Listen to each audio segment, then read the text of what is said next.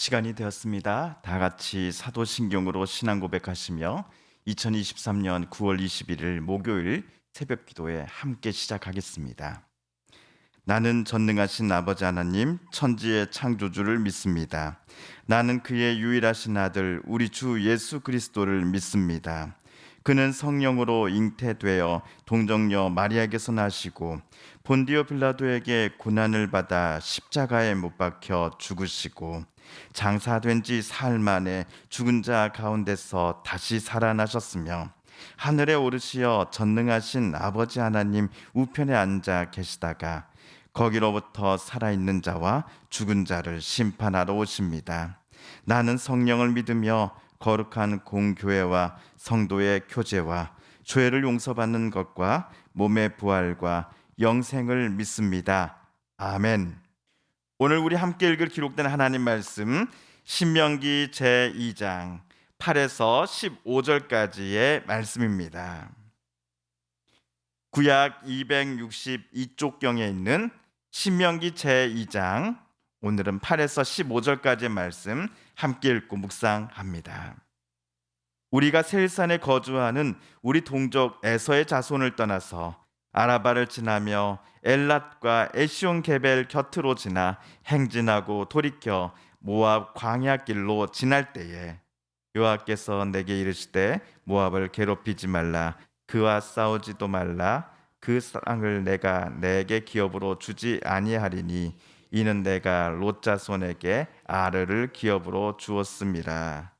이전에는 에밈 사람이 거기 거주하였는데 아낙 족속같이 강하고 많고 키가 크므로 그들을 아낙 족속과 같이 르바임이라 불렀으나 모압 사람은 그들을 에밈이라 불렀으며 호리 사람도 세일에 거주하였는데 에서의 자손이 그들을 멸하고 그 땅에 거주하였으니 이스라엘이 여호와께서 주신 기업의 땅에서 행한 것과 같았느니라. 이제 너희는 일어나서 세례 시내를 건너가라 하시기로 우리가 세례 시내를 건넜으니 가데스 바네아에서 떠나 세례 시내를 건너기까지 38년 동안이라. 이때에는 그 시대의 모든 군인들이 여호와께서 그들에게 맹세하신 대로 진영 중에서 다 멸망하였나니 여호와께서 손으로 그들을 치사 진영 중에서 멸하신 고로 마침내는 다 멸망되었느니라. 아멘. 출애굽하고 시내산을 경유한 후 이스라엘이 가네스 바네아에 머물 때에 12명의 정탐꾼을 파송했습니다. 12명 중 갈렙과 여호수아를 제외한 나머지 10명은 하나님이 주시겠다 말씀하신 약속의 땅에 대해 부정적인 보고를 했습니다. 그러자 이스라엘 사람들 대부분이 크게 동요를 하였습니다. 급기야 하나님이 지도자로 세우신 모세와 아론을 찾아가 그들을 죽이고자 하였고 그들을 죽인 후 이집트로 되돌아가려고 했습니다. 이스라엘은 이처럼 하나님께 정면으로 도전하고자 했던 것입니다. 그들은 하나님을 신뢰하지 않기로 마음먹은 듯 했습니다. 이 사건으로 인해 그들은 가네스 바네아에서만 38년을 머물러 있었습니다. 어떻게 해서 이런 계산이 나오는가 하면 우리 14, 15절을 보시면 그 답을 찾을 수 있을 것 같습니다. 14, 15절을 우리 다시 한번 읽어볼까요? 시작. 가데스 바네아에서 떠나 세례 시내를 건너기까지 38년 동안이라. 이때에는 그 시대의 모든 군인들이 여호와께서 그들에게 맹세하신 대로 진영 중에서 다 멸망하였나니 여호와께서 손으로 그들을 치사 진영 중에서 멸하신 고로 마침내는 다 멸망되었느니라. 가네스 바네아에서 38년 동안 그들이 머물 때에 어떤 사건들이 있었는지에 대해서는 민수기 14장 이하를 다시 한번 참조해 주시면 감사하겠습니다. 여기서 말씀드릴 수 있는 분명한 것은 38년의 시간이 흐르는 동안 출애굽 제1세대는 자연스레 광야에서 삶을 마치게 되었고 그들의 후손들이 가나안 땅 진입을 준비하고 있었다라는 사실입니다. 한편 38년의 시간이 흐르자 하나님은 이스라엘 공동체를 약속의 땅과는 정반대편인 남쪽 방향으로 전진할 것을 모세에게 지시하셨습니다. 약속의 땅은 가네스 바네아를 기준으로 봤을 때 제일 빠른 길이 북쪽 길을 이용하면 되는 것입니다. 하지만 하나님의 지시로 모세와 이스라엘은 가나안 땅과는 정반대편인 남쪽으로 걸어가기 시작했습니다. 하나님이 지시하신 바에 따르면 이스라엘이 제일 먼저 거쳐야 할 곳은 바로 세일산입니다. 세일산은 야곱의 친형인 에서의 후손들이 살아가는 곳이었죠. 그런데 어제 하나님이 세일산을 경유해야 하는 이스라엘 사람들에게 어떤 것을 명령하셨는지 기억하십니까? 첫째, 행동을 조심하라 했습니다.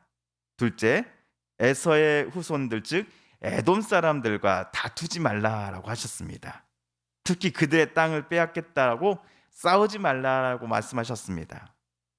그리고 마지막 셋째, 양식이나 물이 필요하거든 에돔 사람들에게 반드시 합당한 값을 지불하라. 돈을 주고 그들의 물이나 그들의 음식을 사서 마셔야 한다라는 것이었습니다. 자, 한편 이스라엘 백성들이 세일산을 떠나 그 다음으로 경유하는 곳은 오늘 8절에 나오는 것처럼 모압 사람들의 땅입니다. 여기서도 하나님은 어제 에돔 때와 비슷한 명령을 모세를 통해 이스라엘 백성들에게 내리셨습니다. 먼저 우리 9절을 세 번역으로 다시 한번 읽어보겠습니다. 시작. 주님께서 나에게 말씀하시기를 모압을 괴롭히지도 말고 싸움을 걸지도 말아라. 그 땅은 내가 너에게 유산으로 주기로 한 땅이 아니다. 아르 지역은 내가 이미 롯의 자손에게 유산으로 주었기 때문이다. 어제 이스라엘이 에서의 후손인 에돔 사람들이 살아가는 지역을 통과할 때에 하나님께서 지시하셨던 내용과 오늘 모압 땅을 지나갈 때 하나님이 내리신 명령을 한번 비교해 보시겠습니까? 제가 볼 땐 거의 비슷한 것 같습니다. 자, 오늘 것도 한번 천천히 한번 살펴보겠습니다. 첫 번째, 하나님은 모압을 괴롭히지 말라라고 이스라엘에게 지시하십니다. 둘째, 모압과 싸우지 말라고 하나님은 명령하십니다. 고대 근동 시대에 민족과 민족이 서로 싸우고 괴롭히는 이유는 거의 대부분 영토, 즉 땅 때문이었습니다. 그러고 보니 오늘날에도 전쟁이 일어난 이유 중 하나가 바로 영토 때문이군요. 하나님은 모압이 갖고 있는 이 영토를 이스라엘 사람들이 빼앗아 차지하겠노라며 모압에게 괜한 싸움과 시비를 걸지 말라라고 명령하신 것입니다. 사실 모압 땅은 아브라함의 조카인 롯과 그의 후손들에게 하나님께서 기업으로 주신 땅이었습니다. 어제 세일산 부근을 하나님께서 에서의 후손들에게 주셨던 것처럼 지금 모압 땅도 아브라함의 조카인 롯과 그의 후손들인 모압인들에게 하나님께서 기업으로 이미 주셨던 땅이었습니다. 그러니 혹시라도 이스라엘 사람들 중에 땅 때문에 이 땅 좋은데 하면서 모압인을 괴롭힌다거나 그들과 땅 때문에 싸우려고 하는 이가 있단다면 이는 모압인들에게 땅을 기업으로 허락해 주신 하나님과 맞서 싸우려고 하는 사람이 됩니다. 본인의 개인적인 욕심 때문에 하나님의 주권과 권세를 무시해서는 안 된다라는 것이죠.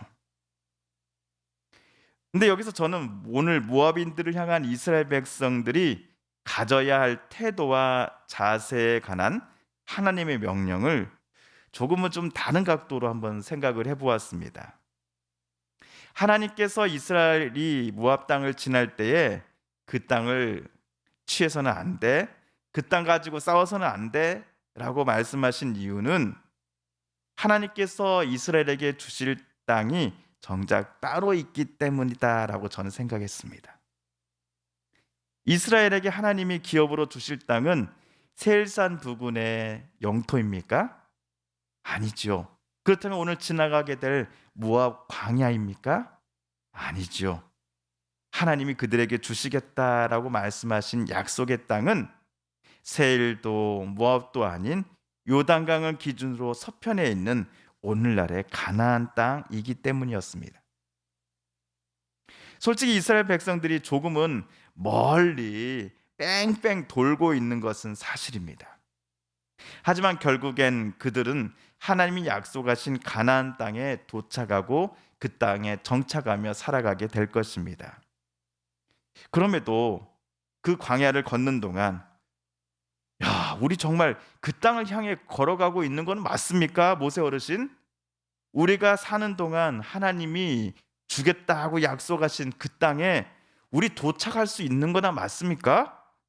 와 같은 의문과 걱정을 이스라엘 백성들 중에 한 사람이 분명히 있었을 것입니다. 그럼에도 이스라엘 백성들이 중간에 다른 마음을 먹어서는 안 된다는 것이죠. 그 약속의 땅보다는 여기 모압 땅이 좋다. 그 약속의 땅에 가기 전에 이 세일산이 좋으니 저 에돔의 사람들로부터 이 세일산을 빼앗아 우리가 여기서 정착하자라는 생각을 가져서는 안 된다는 것입니다. 비록 그들이 보기에 지금은 답답해 보이고 하나님의 인도 방식이 너무 느려 보여도 하나님은 반드시 자기가 사랑하는 이들을 가장 선하고 안전한 길로 약속의 땅까지 인도하시는 하나님이시기 때문입니다.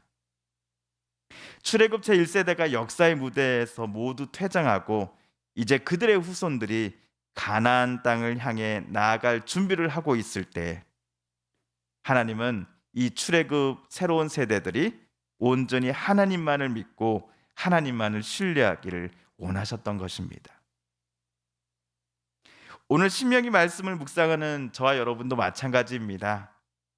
우리가 오늘 살아가는 하루하루의 인생 속에서도 하나님은 저와 여러분과 늘 함께 하시며 우리를 가장 선한 길로 인도하여 주시기를 기뻐하시는 하나님이실 줄 저희는 믿습니다. 비록 지금 우리가 살아가는 시간의 그 온기라 해야 되죠. 그 온기가 매우 차갑고 앞은 매우 캄캄해 보일지라도 우리가 온전히 하나님만을 신뢰하기를 원합니다. 하나님은 오늘 또 선한 목자가 되어주셔 저와 여러분을 늘 붙잡아 주시고 인도해 주실 하나님이심을 우리는 믿고 신뢰하며 우리가 불렀던 찬송가 가사처럼 딴 데 바라봄이 아니라 오직 주님만 바라보며 오늘 하루도 한 걸음 한 걸음 내딛는 우리 모두가 되었으면 좋겠습니다. 주님께서 가르쳐 주신 기도를 드리며 오늘 말씀 묵상을 모두 마칩니다.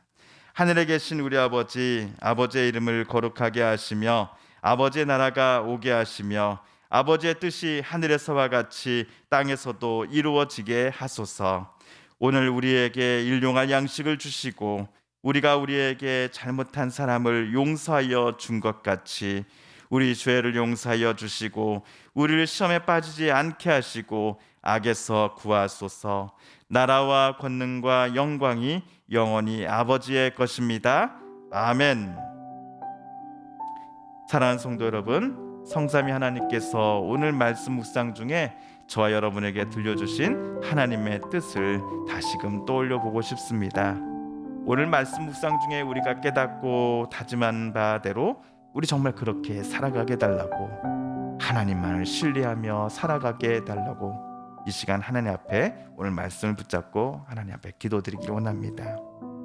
우리 성도님들과 가족들 또 이웃분들 중에 하나님의 고쳐주심 또 치료하여 주심을 놓고 간절히 기도하는 분들이 계시지요. 이 시간 우리도 같은 마음 같은 뜻으로 함께 기도드리십시다. 마지막으로 우리가 가지고 나오는 간절한 기도 제목 하나님께 아뢰며 하나님의 은혜의 보좌 앞으로 더 가까이 나아가겠습니다. 함께 개인기도 시간 갖습니다.